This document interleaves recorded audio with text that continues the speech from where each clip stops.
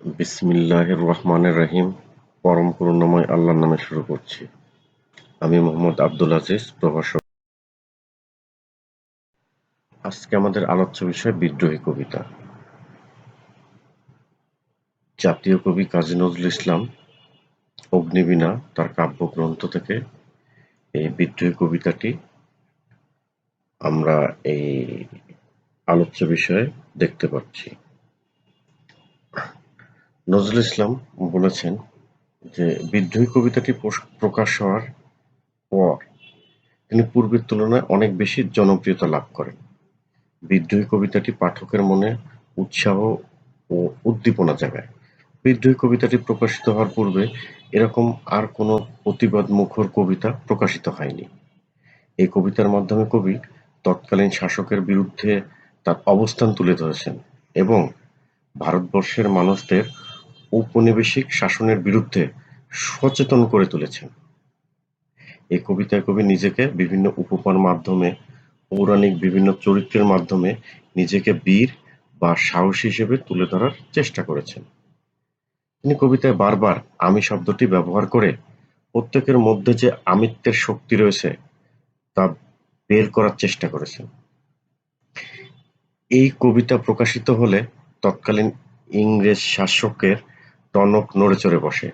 তাদের বিরুদ্ধে কেউ একজন এত প্রতিবাদী হয়ে উঠতে পারে তা তারা কল্পনাও করতে পারেনি। কবিতার প্রেক্ষাপট: ১৯১৪ সালের প্রথম বিশ্বযুদ্ধ, বঙ্গভঙ্গ আন্দোলন, খেলাফত আন্দোলন, অসহযোগ আন্দোলন, সশস্ত্র ব্রিটিশ বিরোধী। কবি অনিয়মের বিরুদ্ধে বিদ্রোহ ঘোষণা করেছেন। তার তীব্র প্রতিবাদী চেতনা তিনি অধিকার-বঞ্চিত সব মানুষের মাঝে ছড়িয়ে দিতে চেয়েছেন। তিনি প্রতিজ্ঞা করেছেন, পৃথিবীতে যতদিন অন্যায় থাকবে, যতদিন উৎপীড়নের কান্নার রোল তার কানে আসবে, ততদিন তার বিদ্রোহ অব্যাহত থাকবে। বিদ্রোহী কবিতায় আমি প্রতীকে নিজের ছাড়া অন্য কারো কাছে মাথা নত না করে নিজেকে সমস্ত অন্যায়ের প্রতিকারের শক্তিমত্তাকে নির্দেশ করেছে। অর্থাৎ এই আমি ছাড়া আর কারো কাছে কবি মাথা নত করতে চাননি। উক্ত কবিতায় কবি উপনিবেশিক রাজশক্তির সমস্ত অন্যায় অবিচারের বিরোধিতা করেছেন। তার বিদ্রোহ সমস্ত অনিয়মের অবসান ঘটিয়ে মানুষের সার্বিক মুক্তির পথ পরিষ্কার করে দেওয়ার জন্য। কবির বিদ্রোহের উদ্দেশ্য আত্মবিশ্বাস ও আত্মশক্তির জাগরণ ঘটিয়ে নিপীড়িত মানুষকে মুক্তির পথ দেখানো।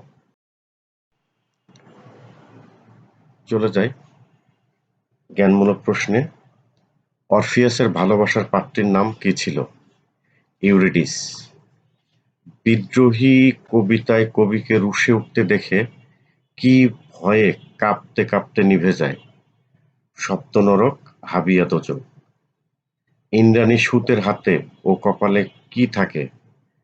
হাতে চাঁদ, কপালে সূর্য। নতশির অর্থ কি? অবনত মাথা বা মস্তক নোয়ানো। ভীম শব্দের অর্থ কি? ভীষণ ভয়ানক বা পঞ্চপাণ্ডবের দ্বিতীয় পাণ্ডব। মরুনির্ঝর শব্দের অর্থ কি?